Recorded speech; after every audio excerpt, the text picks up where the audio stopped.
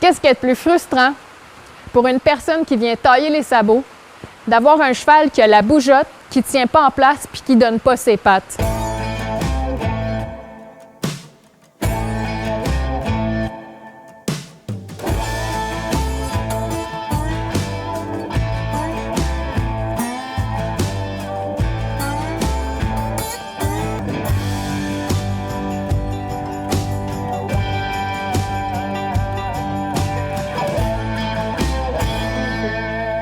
Une autre chose qui est importante dans la préparation pour les gens qui viennent soigner votre cheval, c'est la préparation pour les personnes qui taillent les sabots. Comme j'ai dit tantôt, ce qui est important, c'est que le cheval soit habitué à toutes sortes d'affaires, mais c'est aussi important que le cheval il soit bien préparé parce que, comme j'ai mentionné, c'est pas la personne cible qui vient à éduquer votre cheval. Fait que c'est vraiment votre devoir de le faire. Puis c'est un devoir, OK? C'est à nous autres, c'est notre responsabilité. C'est comme un chien. Quand il est chiot, on le prépare, on y prend les pattes, il faut y toucher les oreilles. C'est pareil avec les chevaux. Fait que là, ce qui est important, c'est que notre cheval, d'abord, il soit capable d'accepter, bien qu'il accepte qu'on y touche les pattes partout. Il y a beaucoup de mouches aujourd'hui, il y a beaucoup de thon à cheval. Ma jument, ça se peut qu'elle soit agitée un petit peu. OK? Que le cheval nous accepte d'abord. Ça fait partie... Bon, la laisse, elle a glissé. Je vais la remettre ici. Que le cheval accepte l'humain, ça fait vraiment partie de la base. Que le cheval accepte qu'on le touche partout. Parce que s'il y a des spots qu'il ne veut pas, ça va être à nous autres à travailler sur ce « oh no » spot-là. « Oh non, touche-moi pas là ». Bien, c'est à nous autres à faire en sorte que le cheval il fasse « ah oui, touche-moi là ». OK. C'est vraiment important que le cheval il nous accepte et qu'il accepte qu'on y touche partout. Ensuite, c'est que le cheval, il se laisse prendre les pattes, bien entendu. C'est sûr que moi, mes 4 chevaux se laissent prendre les pattes parce que je les ai habitués. Au début, si vous avez un nouveau cheval qui est jeune ou peu importe, ça se peut qu'il ne se laisse pas prendre les pattes. Fait que c'est à nous autres encore là à y montrer. C'est nous autres le professeur. Fait que je prends les pattes, on les prend comme ça, mais aussi, il faut les prendre, il faut habituer le cheval à se faire prendre les pattes puis les étirer vers l'avant. Parce que tantôt, je vais montrer pourquoi c'est important. Puis, ce qui est important aussi, c'est que le cheval puisse... Vous sentez, là, ici, là, j'ai un genre de mouvement d'épaule, puis je relâche. Bon, mouvement d'épaule dans le sens que... Wesh, excusez, je me fais piquer. Un mouvement d'épaule dans le sens que j'ai pris la patte, puis je l'ai juste écartillée un petit peu, parce que souvent, les forgerons, ils vont prendre la patte d'une façon, puis la mettre entre leurs jambes, puis là, ils décollent un petit peu l'épaule, puis c'est là qu'ils vont travailler. Là, je le fais pas parce que j'ai pas le goût d'être toute sale. Ça, c'est mon côté quétaine. Bon, fait que même chose pour l'autre patte. Je travaille toujours tous les membres, très important. Les chevaux n'ont pas juste deux pattes, ni juste un côté. Je vais l'étirer. Là, je vais vous montrer pourquoi j'étire vers l'avant. Parce que les forgerons ou les personnes qui taillent les sabots, appelez ça comme vous voulez, ils ont un stand de même, là. Puis le cheval, il faut qu'il mette sa patte sur le stand. Puis là, ben, avec leur râpe, ils vont râper comme ça. Fait que vous voyez, puis c'est important aussi que le cheval il ait appris à rester stable. Ça, je vais y revenir. Fait que je vais enlever la patte. Puis là, travail des pattes en arrière, c'est un peu la même chose. C'est important encore là d'y étirer les pattes. Et en avant aussi. Je vais mettre le stand. Ça, c'est des exercices, justement, qui n'est jamais bon, qui n'est jamais mauvais de faire plusieurs fois. Comme là, il fait très chaud dehors, c'est plein de bébites. Fait que juste de faire ça, 5-10 minutes, ça fait juste comme reminder un peu, rappeler aux chevaux qu'il faut le faire, puis ça les garde alertes.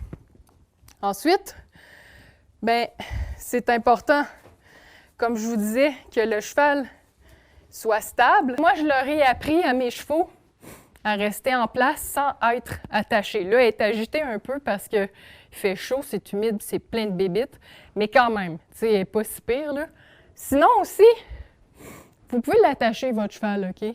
Je je vais vous montrer ce que j'aime. Je détache la laisse. La sorte d'attache que j'aime, c'est ça. C'est une attache spéciale que la laisse dedans. Moi, j'aime bien habituer les chevaux à être attachés avec ça. Si le cheval panique et qu'il se met à tirer vers l'arrière, bien, le cheval, il ne se sentira pas pris. N'oubliez pas, les chevaux, c'est des animaux qui sont claustrophobes. C'est des panicaoliques de nature. Il y en a moins que d'autres, mais d'autres que... Hey, moi, j'ai déjà vu un cheval tirer là, après une remorque, là, puis la remorque, elle voulait quasiment se coucher de côté, OK? C'était horrible. Fait que ce que j'aime, c'est ce genre d'attache-là. Le cheval, il se sent quand même bien, tu sais, je peux lui laisser du lousse. Puis le cheval, il peut bouger quand même à son aise sans trop se sentir pris.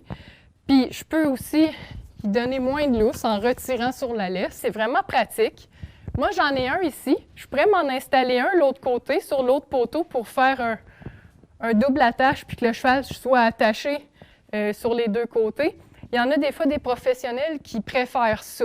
Ça dépend toujours. Moi, bien, personnellement, je les éduquais de façon à ce qu'ils restent en place, pas attachés, mais j'ai aussi montré à mes chevaux à être attachés. Fait que je préfère ça que des bloqués là, totalement après une attache fixe. Fait que c'était ça un peu pour la... Ah, une petite chose aussi que je voudrais mentionner, c'est que, là, je vais juste remettre la laisse parce que je veux quand même garder un certain contrôle. Quoique je ne touche pas à la laisse, fait que... Les outils des forgerons. Des fois, ils arrivent, puis là, ben, ils ont des trucs là, qui font du bruit, puis ils amènent ça à côté du cheval, puis là, ils bougent. Ils ont des chaps aussi de forgerons en cuir. Fait que c'est important aussi de les préparer à ça, les chevaux, parce qu'il y en a qui sont très nerveux. Puis juste le fait d'arriver avec une boîte ou quelque chose comme ça qui fait gling-gling, le cheval, il peut paniquer. Puis il peut se lever dans les airs ou peu importe la réaction de la panique, c'est pas drôle. Fait que habituez-les. Si vous n'avez pas de boîte avec des râpes, là, comme moi j'ai, là, si vous n'avez pas ça, c'est pas grave. Soyez imaginatifs. Prenez une boîte, n'importe quoi, mettez des couteaux à beurre ou peu importe, puis brassez-les, puis amenez-les proche des chevaux. Puis faites exprès aussi, quand vous préparez les chevaux, bien, même juste les brosser, exemple, là, faites exprès pour échapper des affaires. Que le cheval il reste stable puis qu'il ne panique pas. C'est super important. Ça arrive des fois là, qu'on brosse, oups, la brosse, ça tombe, ou oups. Puis, tu sais, fait que le cheval, il s'habitue à tout. C'est super important.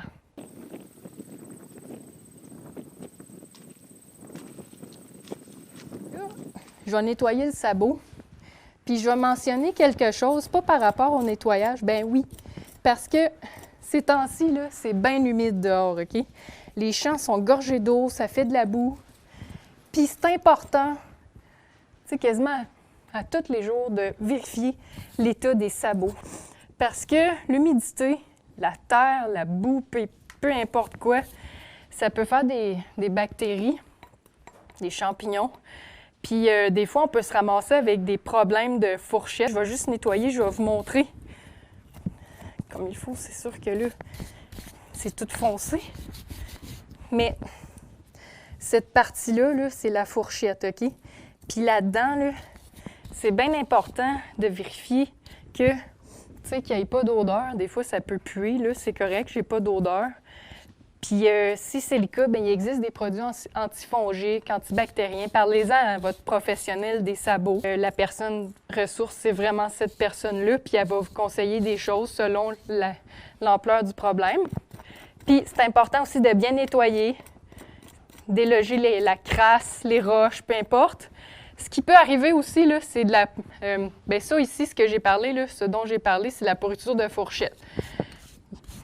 Moi, j'ai des petits trucs quand même pour ça, mais je ne vais pas les mentionner parce que le mieux, c'est vraiment d'en parler à un professionnel de la santé des sabots. Après ça, c'est de vérifier ici, en haut des glomes, on appelle ça de la gale de boue. Ça, elle n'en a pas, mais souvent ma jument Coney, elle en a, c'est comme des genres de gales là, qui se forment. Puis ça, c'est encore là, c'est l'humidité. Ça aussi, c'est important de bien traiter ça parce que, tu sais, ça peut s'aggraver, mais c'est pas un problème qui est grave, mais ça peut le devenir. Fait que vérifiez l'état des sabots très souvent, surtout par temps humide. L'hiver aussi, c'est super important parce que souvent, l'hiver, les chevaux sont plus dans leurs abris, peu importe, ils piétinent à la même place. Là, ça se pack de ripes, de caca, de toutes sortes d'affaires. Puis ça aussi, c'est important de garder les abris propres. J'en ai déjà parlé dans ma première émission. Fait que là, tout se compacte en dessous, en plus de la neige. Fait que ça, c'est une foire à bactéries. La santé des sabots, c'est super important. C'est comme si nous autres, on a des mauvais souliers, ça sera pas le fun de marcher, bien c'est pareil pour eux autres. Fait que vérifiez-les minimum une fois par 2 jours. Sinon, si vous êtes capable, nettoyez à tous les jours. Bon, bien, j'espère que mon émission vous a plu. Vous êtes quand même chanceux. Je vous ai donné quelques petits trucs avec le vétérinaire et la personne qui vient tailler les sabots. Donc, merci de m'avoir écouté et à la prochaine!